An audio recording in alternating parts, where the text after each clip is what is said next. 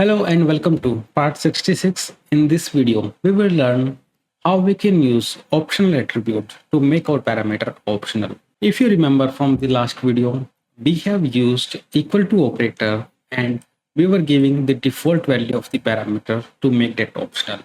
So if you see here, the print name method is having two arguments, string first name and string last name, and we have made our last name as optional like this, right? And if I passed just the first name and try to build my application, you will notice build one succeeded and we are not getting any compilation error. So this was one of the way to create our parameter optional. So in this video, we will see how we can use optional attribute to do the same thing. And it is very simple. You just have to decorate your parameter with optional,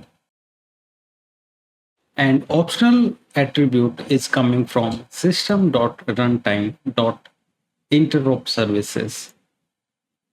Correct? If I run my program now, you will notice we are getting the name as Peter, and we have successfully made our last name as an optional parameter. So either you can type optional or you can type the complete name optional attribute. Both will work same. All right. Okay. And this is an optional attribute. So if you don't pass anything, that will work. And if you want to pass some value for the optional attribute, you can do that also. So let me pass demo for now.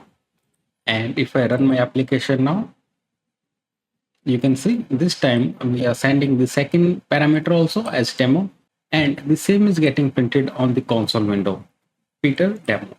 So that's it for this video, guys. In the next video, we will learn about dictionary in C#.